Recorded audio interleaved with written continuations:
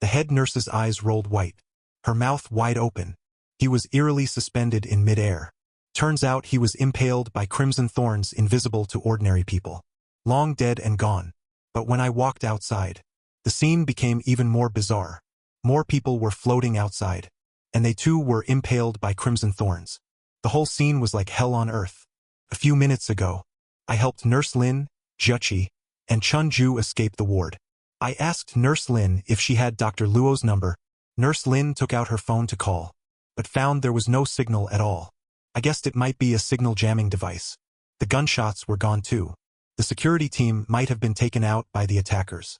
After a while, both Juchi and Nurse Lin couldn't run anymore. Then I realized my physical stamina seemed unusually high. Yili told me, different emotional entities alter the body in different ways.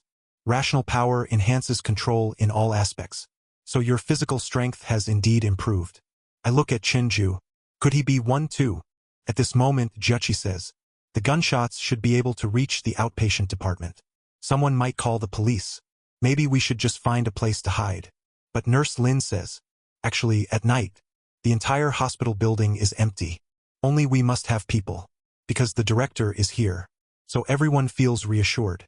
Now we need to go find the director. I tell them, looking for the director won't help. The director hasn't come for so long.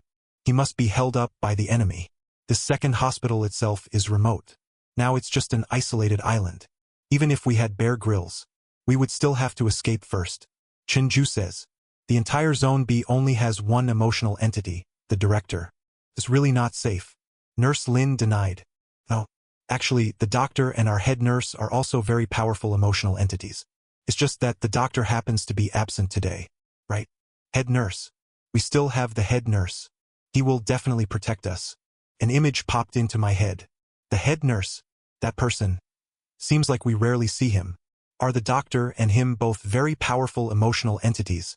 Suddenly, a rage patient rushed out from the side. But the next second I calmed him down. At this moment, Nurse Lin saw something. Immediately rushed over.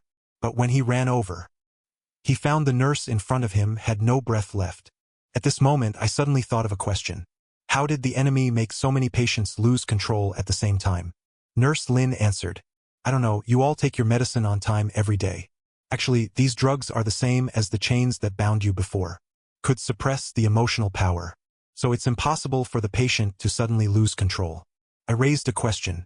Is it possible they tampered with the medicine? Because the time of taking medicine is the same. So the time of the outbreak naturally is the same. Nurse Lin, however, vetoed. Seems strictly checked. And to make different emotional entities lose control requires targeted medication one by one. Juchi was puzzled. What does targeted medication one by one mean? Nurse Lin explained.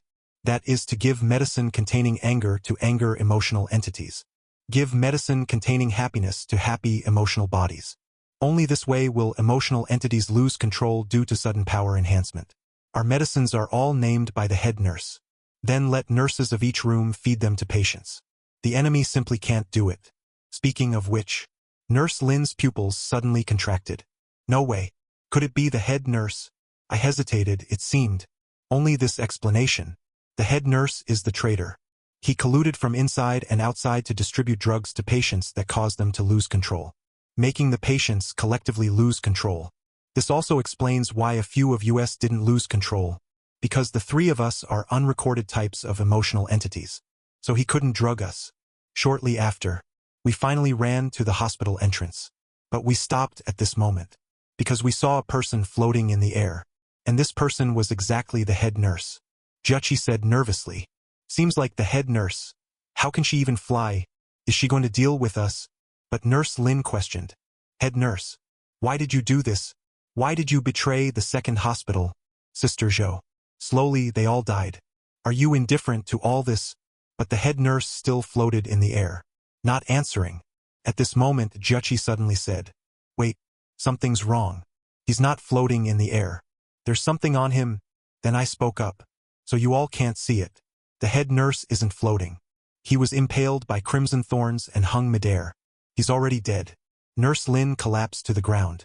Ow, I thought to myself. Silenced, right? Suddenly I noticed someone else nearby. But when I saw the full picture, I nearly lost my composure. Dozens of guards were suspended above outside the door. Their postures were unnatural, completely motionless. Only I could see the true scene. They were all impaled by crimson thorns, then hung in the air. Suddenly a man appeared. Fuck. Mo, you finally showed up. The next moment, countless thorns stabbed towards me.